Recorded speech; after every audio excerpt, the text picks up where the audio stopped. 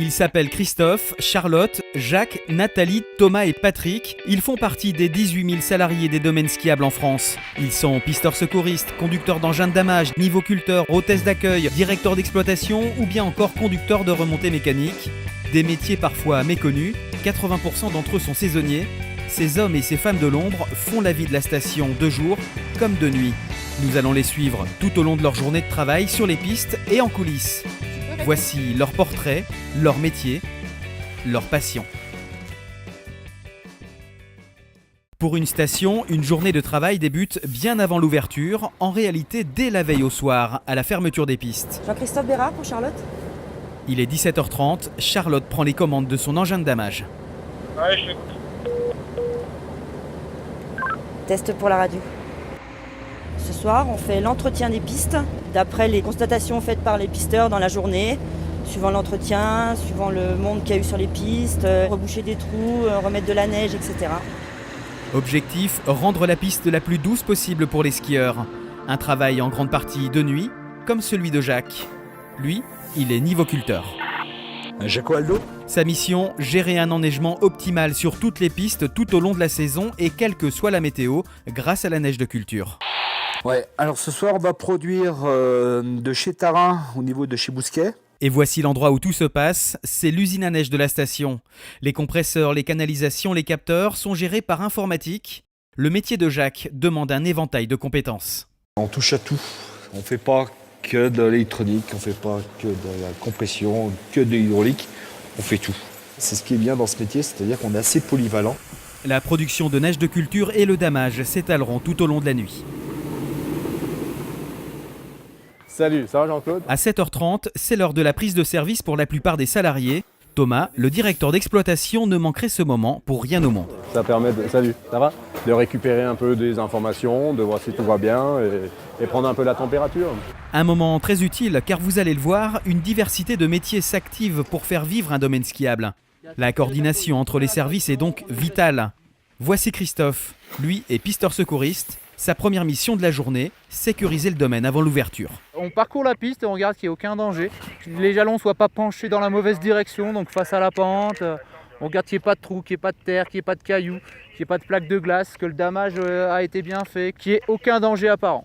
Quand il estime que la piste est conforme pour une ouverture, il communique son feu vert au service d'exploitation des pistes. Le central pour Christophe Martin ? Centrale, j'écoute. Bon, donc on ouvre Glières et Penat.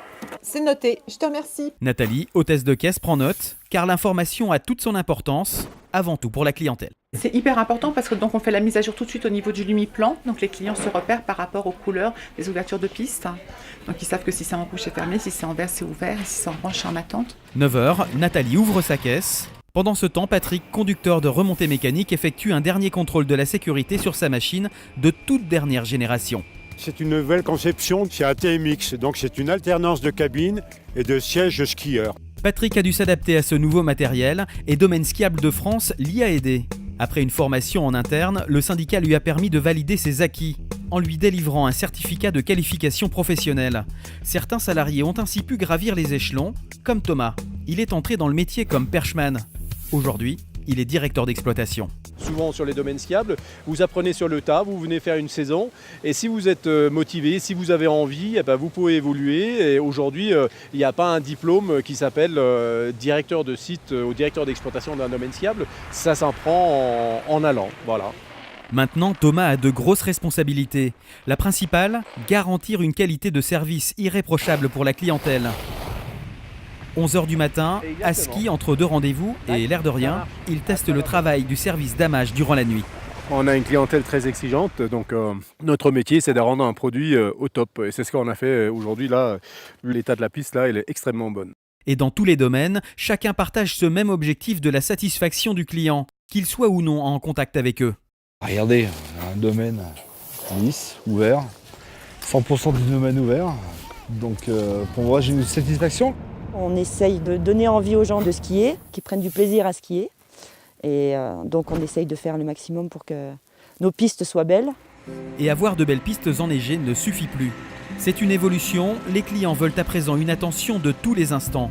que ce soit sur les remontées, On a accentué sur l'accueil client, l'orienter sur le domaine quand on voit que les gens sont un peu en perdition. C'est un plus par rapport à la fonction de conducteur proprement dit. ou bien encore aux caisses des remontées. À chaque passage, on vous la poinçonne et on vous fait le tarif préférentiel. L'accueil personnalisé est devenu la norme. S'il fallait que je me borne moi à vendre un forfait et voilà, messieurs, dames, bonjour, merci, au revoir, j'aimerais pas.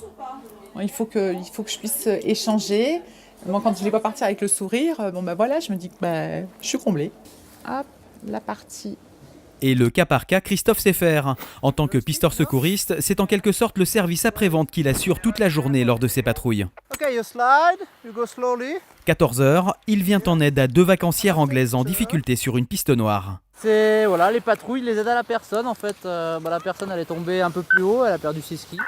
Donc on va la surveiller un petit peu, voir comment elle part et puis après je pense que ça va aller. Si jamais c'est trop délicat, on les accompagne jusqu'en bas en fait. Okay for you? Bye bye. Comme 80% des salariés des remontées mécaniques, Christophe est saisonnier. L'hiver, il est pisteur secouriste, l'été, il est sauveteur sur les plages. Mais pas d'inquiétude pour lui, il pourra revenir ici. Grâce à Domaine Skiable de France, son parcours est sécurisé. Son contrat est automatiquement reconduit chaque hiver. Une garantie pour lui de retrouver ce métier qui le passionne. Si on fait du ski 5 mois par an, on a un métier qui est plus un métier passion qu'un métier de tous les jours, quoi. C'est vraiment la passion, quoi. Pisteur secouriste, conducteur d'engin de damage, nivoculteur, hôtesse d'accueil, directeur d'exploitation et conducteur de remontée mécanique, tous partagent la même envie, faire de leur métier la clé de la réussite des vacances sur les domaines skiables de France. Faire un travail de l'ombre, comme on dit. Un travail qu'on ne voit pas, mais qu'on apprécie. Si tout mon domaine est ouvert jusqu'au dernier jour de la saison, j'ai gagné. C'est hyper important de voir le sourire sur les lèvres de nos clients. On se dit que voilà, au moins on a accompli notre mission. Ces hommes et ces femmes font des domaines skiables de France la première destination mondiale pour le ski. Domaine skiable de France, la montagne en mouvement.